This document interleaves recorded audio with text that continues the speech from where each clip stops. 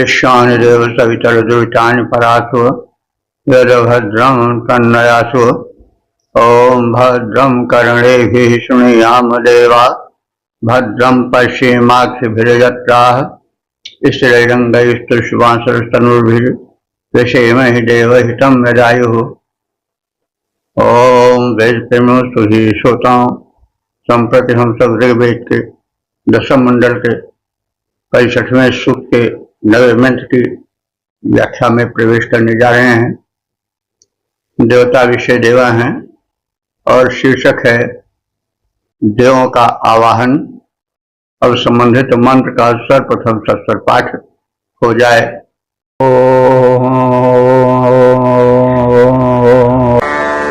पर्जन्यावादा वृषभापदेशने इंद्रभाजो वरुणो मित्रो अर्जमा देवान् आदित्यान् अजजं हवामहे ये पार्थिवासो दिव्यासो अप्सुजे। इस नवे मंत्र में स्थित विधायक विविध देवों का यज्ञ में आवाहन है। देव दानात इति देवा, जो शिष्य के संतुलन में, प्राणियों के विकास में, जीवन धारण में सहायक हों, वे सब शक्तियां देव शक्तियां हैं। वे वायु के रूप में, मेघ के रूप में और मित्र के रूप में, अर्जुना के रूप में, वायु के रूप में, इंद्र के रूप में और भिन्न भिन्न रूपों में है। तो इस मंत्र में भिन्न भिन्न देवताओं का नाम लेकर के उनसे प्रार्थनापूर्ण वाणी में यज्ञ स्थल पर आने की प्रार्थना है। प्रजन्य, प्रजन्य कहते हैं बादल को। तो हे प्रजन्य देव, वाता हे वायुदेव, वृषभा हे कामनाओं की वृष्टि करने वाले देव, पुरीषणा माने हे जलधारक इंद्र, वायु, वरुण, मित्र, अर्यमा आदि के देव, आदित्यान हे आदित्य देव, अदिति हे देव माता अदिति, और इसके अतिरिक्त ये पाठ वासा जो दिव्य पृथ्वी पर निवास करने वाले देवता हैं। पार्थिव माने पृथ्वी पर निवास करने वाले, दिव्यासा हमारे जो द्युलोक में निवास करने वाले हैं। और ये अप्सु, अप्सु माने अंतरिक्ष, जो अंतरिक्ष में निवास करने वाले हैं। देवों के निवासों के 3 स्थान मुख्य माने गए हैं: भूलोक, अंतरिक्ष लोक और दिव्यलोक। तो इनमें भिन्न भिन्न देवता रहते हैं, जिनमें से कुछ के नाम बताए गए हैं। तो अप्सु माने वैसे जल होता है, लेकिन अंतरिक्ष को समुद्र कभी कभी जल इस प्रकार से संबोधित किया गया है, क्योंकि आकाश समुद्र ऐसा प्रतीत भी होता है, आकाश में जल भी रहता है। विष नहीं होती तो भी वहां पर काफी जल रहता है, वायु में मिला हुआ। तभी तो हिमपात होता है। तो वो जो अंतरिक्ष का जल है वो पर्याप्त मात्रा में वहां विद्यमान रहता है वायुमंडल में। तो इसलिए अप्सु कह करके प्रसंगानुकूल उसको अंतरिक्ष लोक भी कह दिया जाता है। तो ऐसे जो तीनों लोकों में निवासी दिव्य शक्तियां हैं, देवगण हैं, उन्हें हम बुलाते हैं। मेघ और वायु अभीष्ट वर्षक हैं, जल धारक हैं। इंद्र, वायु, वरुण, मित्र, अदिति पुत्र देवों और देवमाता अदिति को हम सादर बुलाते हैं। जो देव भूलोक अंतरिक्ष लोक में उत्पन्न हुए हैं उन्हें भी हम बुलाते हैं। यावत देवगण हैं हम उनका आवाहन करते हैं। मेघ वायु जल धारक हैं, मन चाहा बरसाने वाले। इंद्र वायु वरुण आदि मित्र जीवन में सुख लाने वाले। अदिति और आदित्यों को हम सादर शीश झुकाते हैं। त्रैलोकों में उत्पन्न सुरों को सादर यहाँ बुलाते हैं।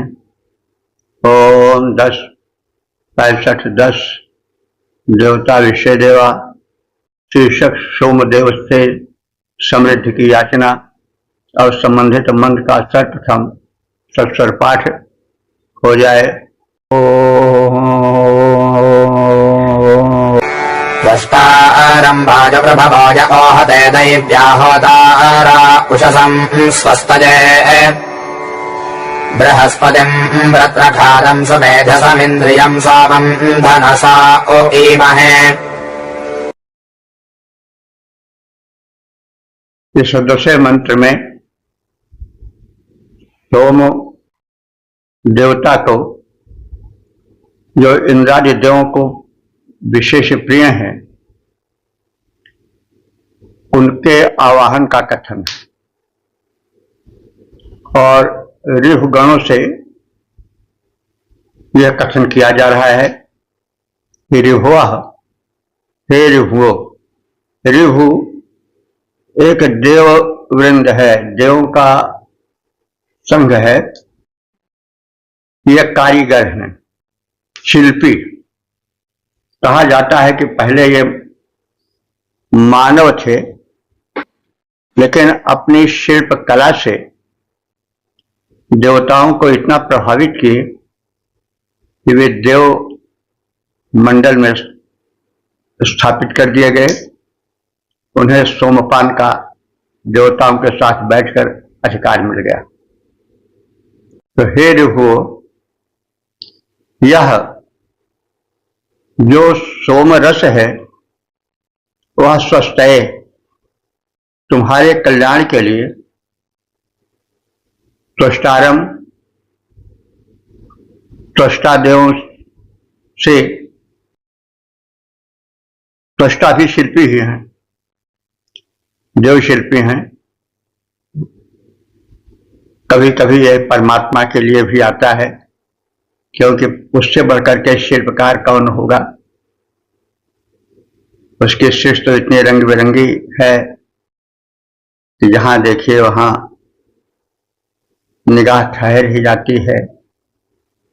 तो त्वष्टा शिल्पी हैं, देव शिल्पी या परमात्मा के लिए भी कभी कभी प्रयुक्त होता है। तो त्वष्टारम माने त्वष्टा देवों को, वायु माने वायुदेव के, ओहते माने पास जाते हैं। तो हे ऋभुओ, तुम्हारे कल्याण के लिए सोम जो है वह विविध देवों के पास जाता है और वह सुमेधसम, सुमेधसम माने सुंदर मेधा वाले यानी बुद्धिमान। वृत्त खादम माने वृत्तासुर को खा जाने वाले, वृत्तासुर के हंता इंद्रदेव को संतुष्ट करने वाले यह सोम देव हैं।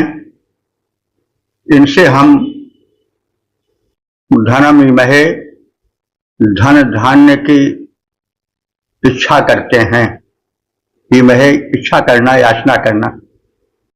हे ऋभुगण, जो सोम तुम्हारे कल्याण के लिए त्वष्टा देवी उषा के पास जाते हैं, जो बृहस्पति वृत्त हंता इंद्र के पास जो सोमदेव जाते हैं, उन इंद्र को संतुष्ट करने वाले सोम देवता से हम धन धान्य की याचना करते हैं।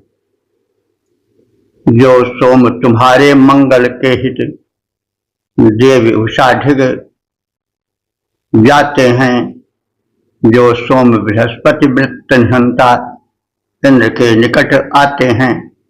हे रिभुगण, वह जो सोम इंद्र को तुष्ट बनाने वाला है, उससे हम वैभव चाहते, जो सूर्यवृंद रिझाने वाला है, सूर्यवृंद रिझाने वाला है। ओम 10, 65, 11 देवता विषय देवा शीर्षक महान देवों से धन वैभव की कामना। अब संबंधित मंत्र का सर्वप्रथम सस्वर पाठ हो जाए।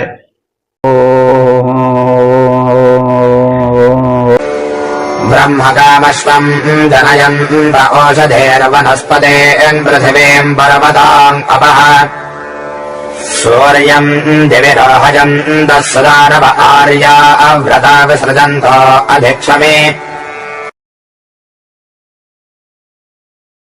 इस 11वें मंत्र में देवों की रचनात्मक बृहत शक्ति का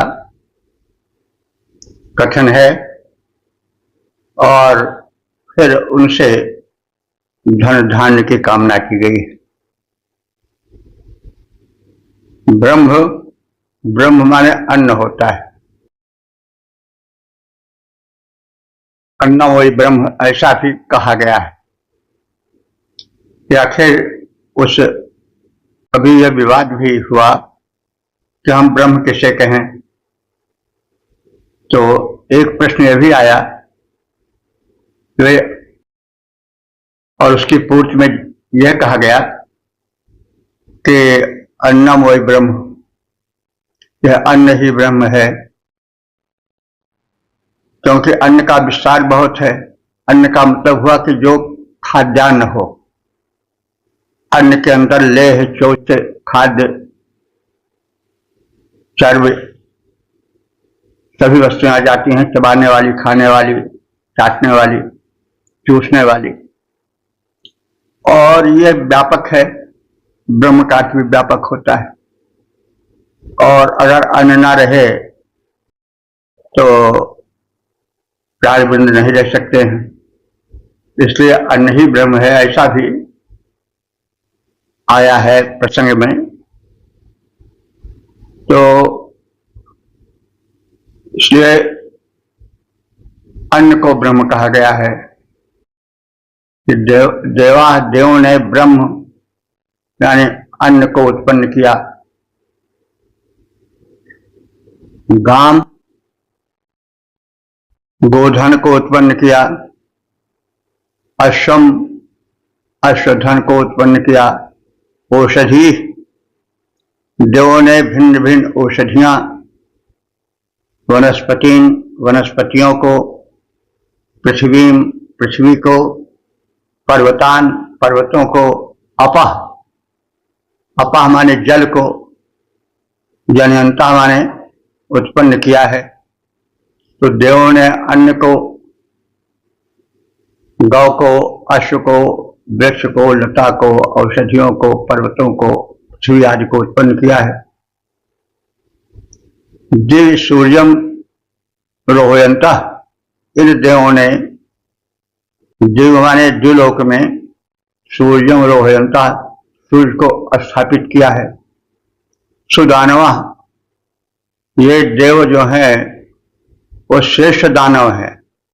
तो भाई दानव का तो अच्छा नहीं माना जाता, लेकिन इसकी व्युत्पत्ति देखना होगा। दानव आजकल जो प्रचलित है वो मतलब अच्छा तो नहीं प्रचलित है।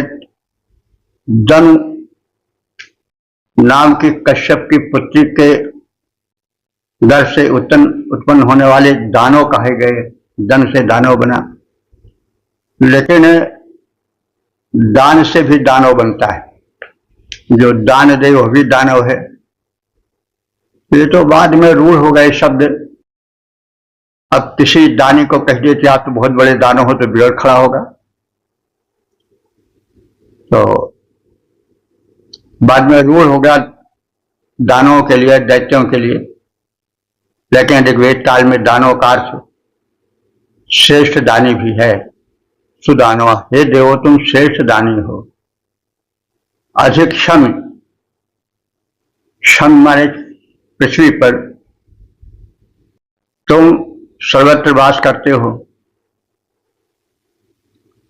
आर्याव्रता, श्रेष्ठ कर्मों का, आर्य माने श्रेष्ठ, व्रत माने कर्मों का, श्रेष्ठ कर्मों के तुम प्रचार प्रसार करने वाले हो।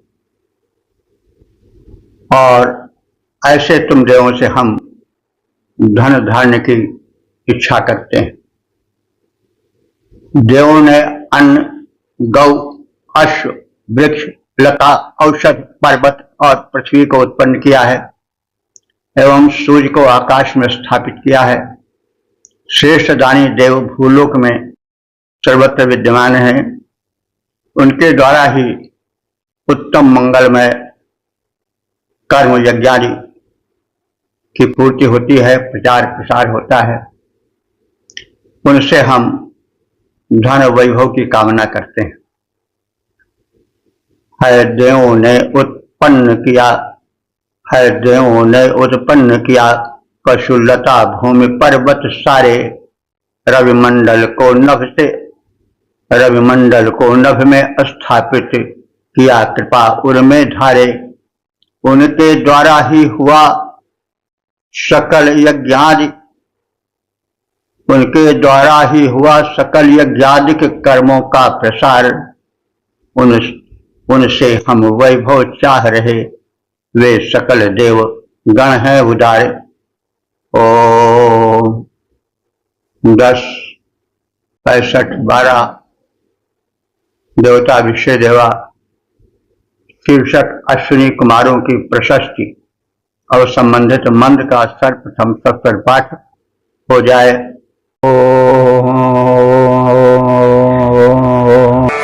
भुजबं हसप्यप्रधानरश्मिनाश्यावं पुत्रं भद्रमत्या अजिन्वदम् राज्यवं विमदायो हधुर्जवं विष्णाक्वा अमृष्वकाया वसृजथः।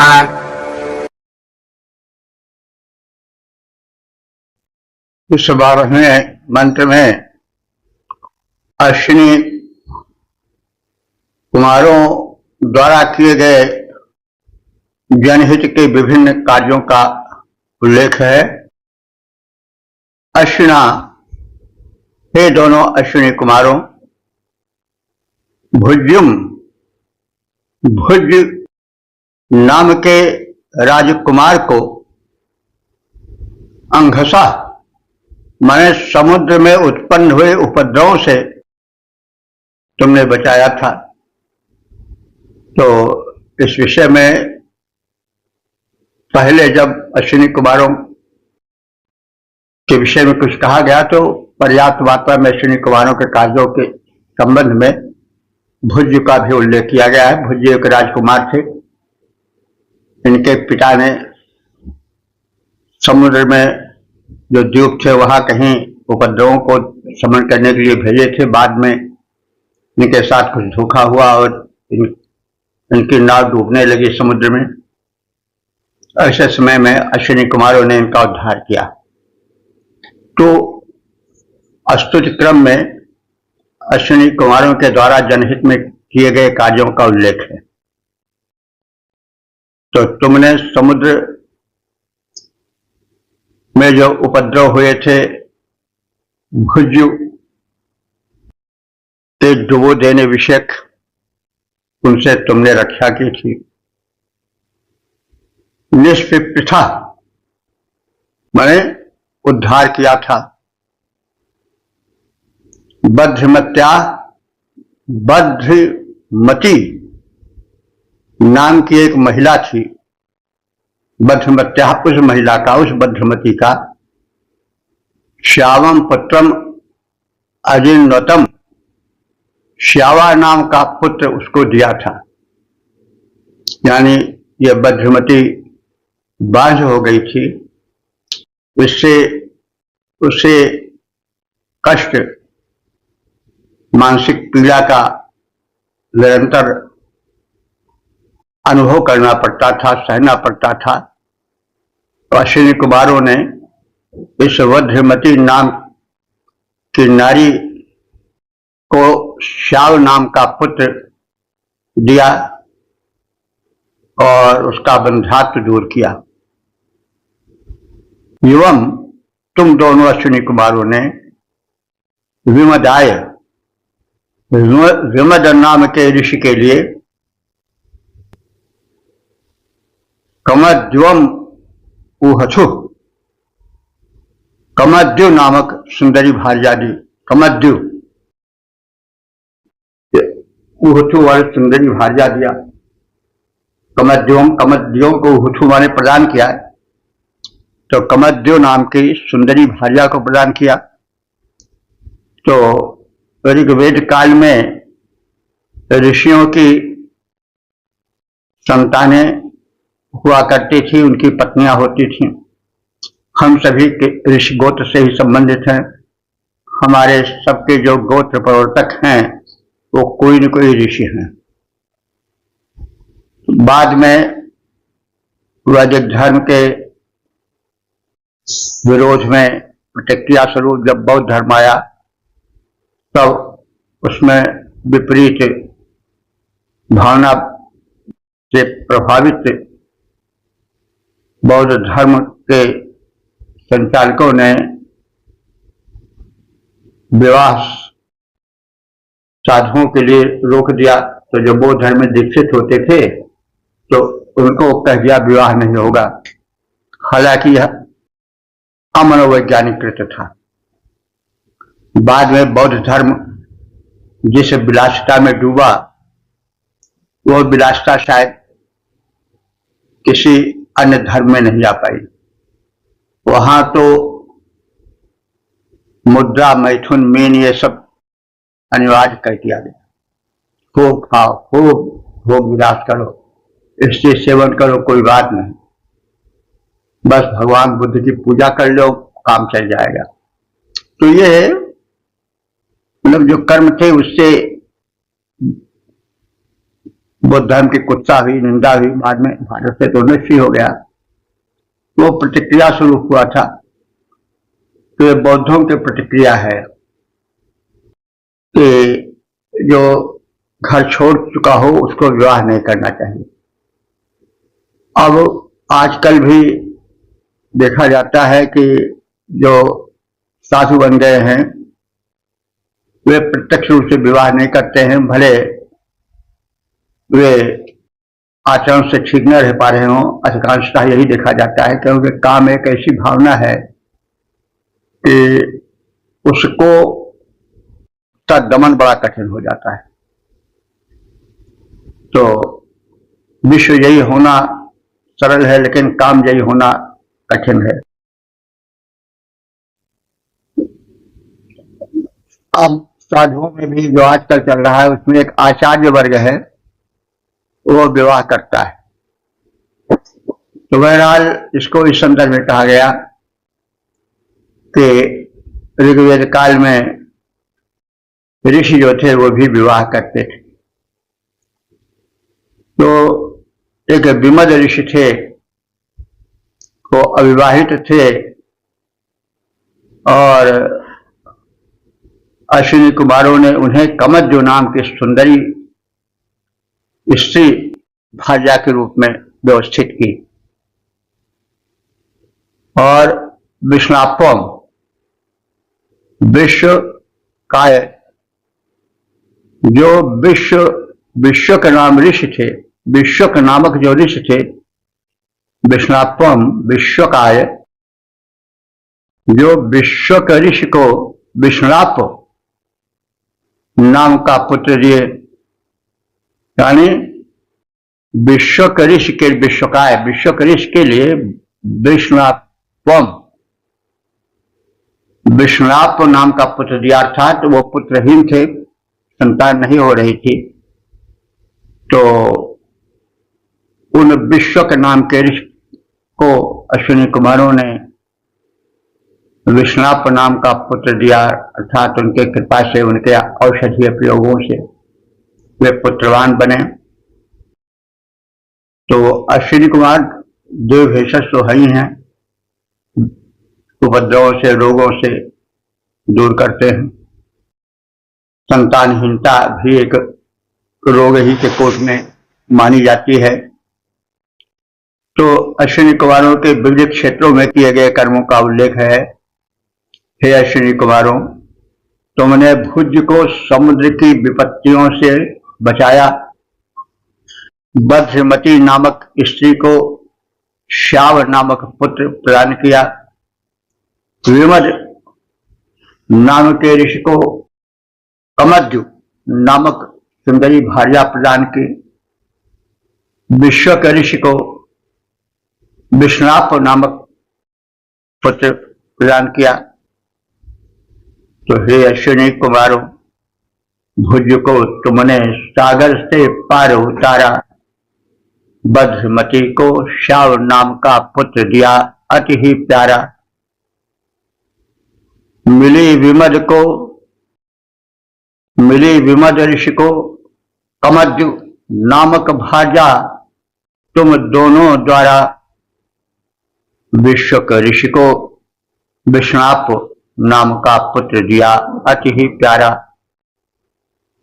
ओम 10, 65, 13 देवता विषय देवा शीर्षक अस्तुति श्रवणार्थ प्रार्थना। अब संबंधित मंत्र का सर्वप्रथम सत्सर पाठ हो जाए।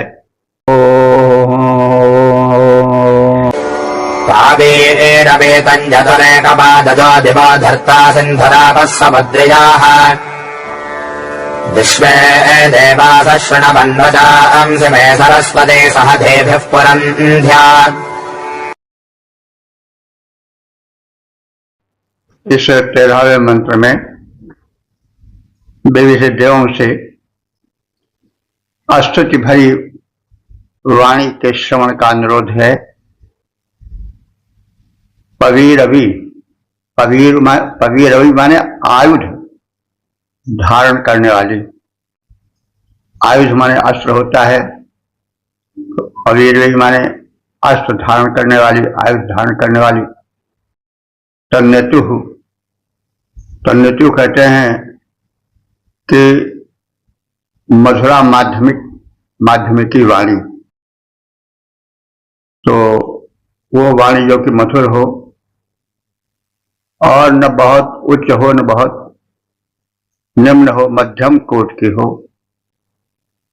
वो वाणी बड़ी सशक्त होती है। वाणी बल से लोग बहुत कुछ पा जाते हैं, तो वो सबसे बड़ा अस्त्र है। और कोई कितना ही रुष्ट क्यों न हो, मधुर वाणी कह दिया जाए तो उससे वह नतमस्तक हो जाता है। तो मधुर वाणी अस्त्रों को धारण करने वाली कहिए। तो इस प्रकार से जो असाधारणी मधुरा माध्यम की वाणी है, वह हमारे स्तोत्र सुने, यानी देवताओं की जो मधुर माध्यम की वाणी है, वो हम सब भक्तों के स्तोत्र माने स्तुति विषयक मंत्र प्रार्थनाएं सुने। और दिवा धरता माने आकाश को धारण करने वाले अज नाम के देवता, एक पात माने अकेले चलने वाले जो देवता हैं, वे सिंधु माने जो नदियों में देवत्व है, वो समुद्रिया, और जो समुद्रों में देवत्व है वो आपह, जो जलों में देवत्व है वो सब हम सबके क्लेशों को हरे विश्व देवासा संपूर्ण देव शक्तियां धीभी पुरंध्या सरस्वती और कर्म और नाना प्रकार की बुद्धि से युक्त सरस्वती देवी। सरस्वती कैसी हैं? धीभी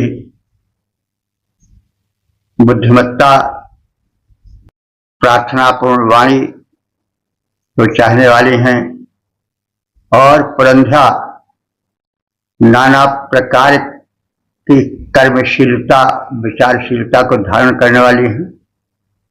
ऐसे कथित देव और शक्तियां में मेरे लिए वचांश वचनों को सुन करके सुख प्रदान करें। तो मेरे वचांशी स्तुति वचनों को सुन करके सुख प्रदान करें, हमारे मनोरथ पूर्ण करें। आयुष धारिणी और मधुरा माध्यम की वाणी, आकाश धारक अज देवता, एक पात्र देवता, सिंधु आकाश में व्याप्त जल संपूर्ण देवता, विभिन्न कर्मों तथा ज्ञान से संपन्न सरस्वती देवी, ये सभी हमारे स्तुति वचनों को सुने। आयुध वाली मधुरा अति ही माध्यमिकी वाक जो कल्याणी, नभ धारक अज जो एक पात्र, नभ जल धारा जो कल्याणी, संपूर्ण देव वे सरस्वती जो कर्म ज्ञान बहुभांति धरें, वे सब के सब मिलकर मेरे स्तुति वचनों को श्रवण करें। ओम 10:14 देवता विषय देवा शीर्षक हव्य ग्रहण स्तुति श्रवणार्थ प्रार्थना। अब संबंधित मंत्र का सर्वप्रथम सस्तर पाठ हो जाए।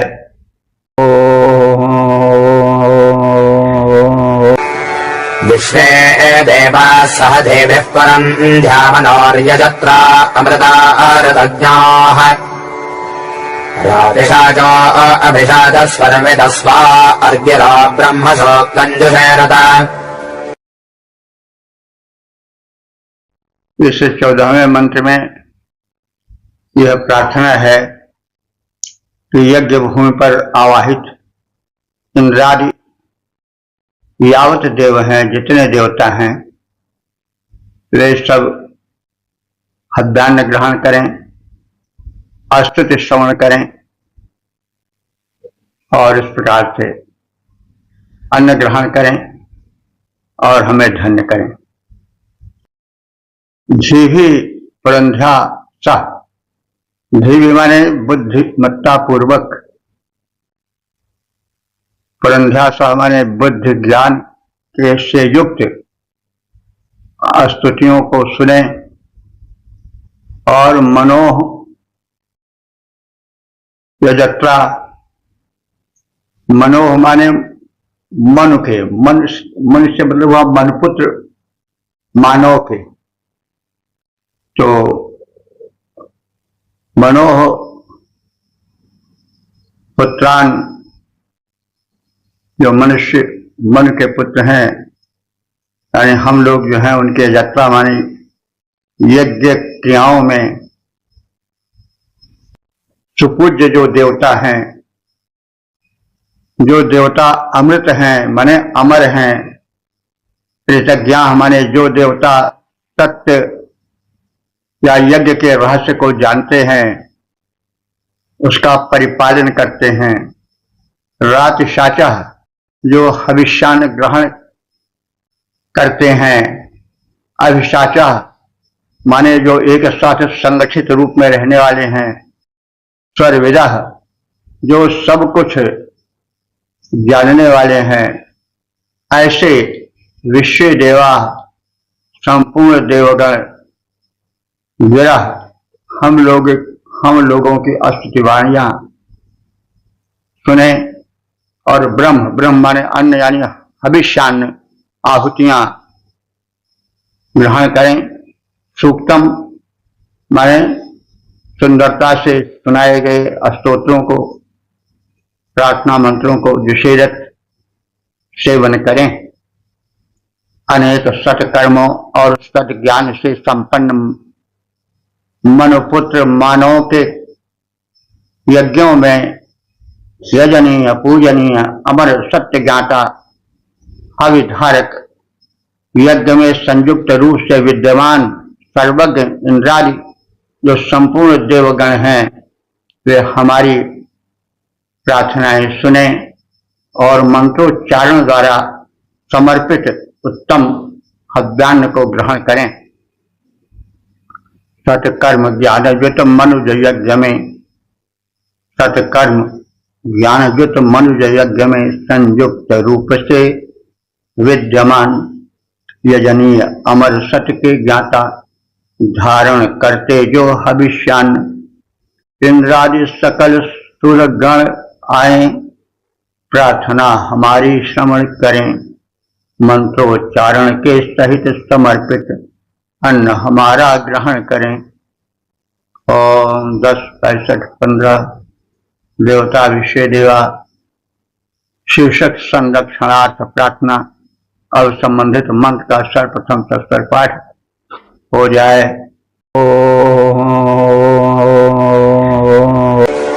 देवान् वसिष्ठा अमृतान् ववन्दे विश्वा भवनाभिप्रदस्थः तेन रासन्दावरराजपद्ययोऽयं वादस्वस्तिभिः सदा नः।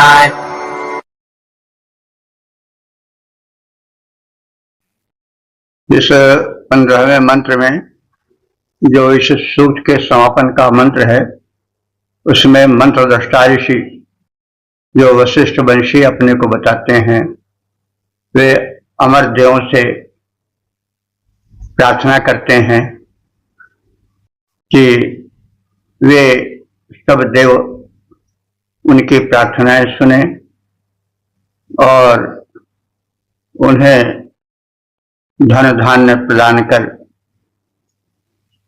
सदा उनका कल्याण करते रहे। तो वशिष्ठ माने वशिष्ठ कुलोत्पन्न ऋषि समस्तान देवान ववंदे, समस्त देवों की अर्थात विश्व देवों की वंदना करता है, अमर देवों की वंदना करता है। अमृतान, अमृतान माने अमर, देवान माने देवों की, बवंदे माने वंदना करता है। तो वशिष्ठ कुलोत्पन्न यह ऋषि अमर देवों की स्तुति करता है। विश्वाभुवना समस्त संसार में अभिप्रतस्थु जो देवगण इंद्रादि के रूप में हैं, वे सभी अपने तेजों से भूमंडल को भरते हैं। उरुगायम, उर माने विस्तृत, गाय माने गुणगान, जो कि उरुगाय हैं, जिनका कि यश सर्वत्र गाया जाता है, वे हमें ससंतान, धन धान्य आदि प्रदान करें। यूयम, हे देव तुम सब, नह हम सबको स्वस्थ भी पात अपने मंगलमय साधनों द्वारा सुरक्षा प्रदान करो। वशिष्ठ कुलोत्पन्न ऋषि ने अमर देवों की स्तुति की है, जो देव समस्त लोकों में अपनी तेजस्विता से विद्यमान हैं। वे सभी हमें कीर्तिप्रद, यशप्रद अन्न धन धान्य प्रदान करें। फिर समस्त देव, विश्व देव, तुम सब हमारे लिए मंगलमय बनो और हमारा सक्षम संरक्षण करते रहो। जो वशिष्ठ वंशज जो वशिष्ठ के वंश जात ऋषि देव स्तवन किए हैं, सकल भुवन व्यापी देवों ने सुख पद श्रवण किए हैं। जो सतेज देवता भुवन में हमको करें सदन प्रदान, हे देवों रक्षण दो हमको, हे देवों रक्षण दो हमको, और सदैव करो कल्याण। इस प्रकार से हमने ऋग्वेद के दशम मंडल के 65वें सूक्त के 15 मंत्रों की संक्षिप्त व्याख्या का ज्ञान प्राप्त किया। अब तक ले जो मंत्र व्याख्यायित हो चुके हैं उनकी संख्या हो चुकी है 9492। भगवत कृपा है, वेद भगवान की अनुकंपा है। तो इस सूक्त में जो देवता हैं विषय देवा हैं, जैसे पहले विस्तार के साथ प्रारंभ में कहा गया है कि विषय देवा में समस्त देवमंडल पूरे ब्रह्मांड के देवगण आ जाते हैं। वास्तव में संसार देवमय है। दानात देवा, जो देव है। तो जितनी शक्तियां हैं, जितने पदार्थ हैं, वे सब देव रूप हैं और सब हम सब मानवों को, प्राणियों को कुछ न कुछ देते ही रहते हैं, इसलिए वे सब देव हैं। तो देवों की संख्या तो अनंत है, 33 करोड़ मतलब अनंत है। फिर भी इंद्र है, वरुण है, अर्यमा है, सविता है और अश्विनी कुमार हैं। इस प्रकार से अन्य तमाम देवगण हैं जिनमें कुछ का नाम लिया गया है इस सूक्त में। उन सबकी प्रार्थना है, उनकी शक्तियों का कथन है, सृष्टि में उनका योगदान क्या है, किस प्रकार से सृष्टि का संतुलन उन पर निर्भर है, प्राणियों का जीवन उन पर आधारित है। तो उनसे कृपा की, करुणा की और धन धान्य की कामना की गई है। इस प्रकार से देवमय सृष्टि में यावत दिव्य शक्तियां हैं वो हम मानवों के लिए कल्याणप्रद हों। हम देव शक्तियों की अवहेलना करते हैं, इसलिए भिन्न भिन्न प्रकार के कष्टों से ग्रस्त रहते हैं। देव शक्तियां क्या हैं? जल, वायु, पृथ्वी, सूर्य आदि। तो हम इनकी अवहेलना करते हैं। हम सूर्य का सेवन नहीं करते हैं। हम अपने पैरों में कभी मिट्टी का, धरती का स्पर्श ही नहीं होने देते। मोजा, जूता कसे रहते हैं। शरीर में वायु का स्पर्श ही नहीं हो पाता। ऊपर से वायु को प्रदूषित करते हैं, पेट्रोलियम जला करके चारों ओर धुआं धक्कड़ मचाए रहते हैं। ये देव शक्तियों का अपमान है, उनकी अवहेलना है। तो हम लोग वेदवाणी पर ध्यान नहीं देते हैं, उनको देव न मान करके अवहेलना करते हैं। परिणाम क्या होता है कि भिन्न भिन्न रोगों से ग्रस्त हम नारकीय जीवन बिताने को मजबूर हो जाते हैं। तो इस सूक्त में दिव्य शक्तियों को, जो भिन्न भिन्न रूपों में विद्यमान हैं, जल, पवन, पृथ्वी, धरा, गगन जो कुछ हैं, वायु, अश्विनी कुमार आदि जिनका नाम लिया गया है, इन सब देव शक्तियों को हम सही माने। हम तो पाषाणी प्रतिमा के भक्त बन गए हैं। कोई बुरा नहीं है वो, लेकिन देवत्व तो वही डाल दिए हैं। और जो सही देव हैं, अग्नि है, पृथ्वी है, जल है, वायु है, इनको देव मानने को तैयार ही नहीं है। तो हम एक कृत्रिम वस्तु में देवत्व स्थापित कर वही तक अपने को सीमित रखते हैं। लेकिन जो इस व्यापक वातावरण में दिव्य शक्तियां हैं, कुछ प्रत्यक्ष कुछ अप्रत्यक्ष उनकी अवहेलना करते हैं, प्रदूषित करते हैं, उनकी कृपा दृष्टि उनके स्पर्श से वंचित रहते हैं, परिणाम स्वरूप नाना प्रकार के रोग शोकों से ग्रस्त रहते हैं। वैदिक प्रार्थनाएं, वैदिक ऋषि इस ओर ध्यान दिलाते हैं, इन दिव्य शक्तियों से प्रेम करो। यह समदर्शी हैं, अग्नि है, सूर्य है, वायु है, ये सबके आंगन में सम प्रकाश करते हैं, अपने अनुदान को बिखेरते हैं। राजा रंक और हिंदू मुसलमान सिख ईसाई का इनमें कहीं भेदभाव नहीं है।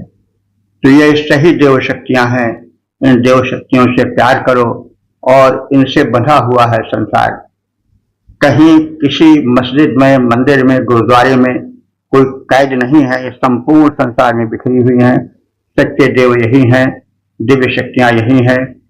इनके अवहेलना से हम तत्काल प्रभावित होते हैं, प्रदूषण फैल जाता है, अन्न जलवायु दूषित हो जाता है, दवाएं करते हैं लेकिन फिर भी स्वस्थ नहीं हो पाते हैं। कारण है कि दैवी शक्तियां रुष्ट हैं हमसे, जिस ओर हम ध्यान ही नहीं दे पाते हैं। हम सकते हैं देव शक्तियां तो बंद हैं मंदिरों में, मस्जिदों में, गुरुद्वारों में, यहाँ कहाँ। तो हमारी यह भूल, हमारा यह भ्रम, हमारी यह भटकन हमें दंड देती है, क्योंकि प्रकृति में क्षमा नहीं है। यदि गलत करोगे तो भरोगे, आग को पकड़ोगे तो जलोगे।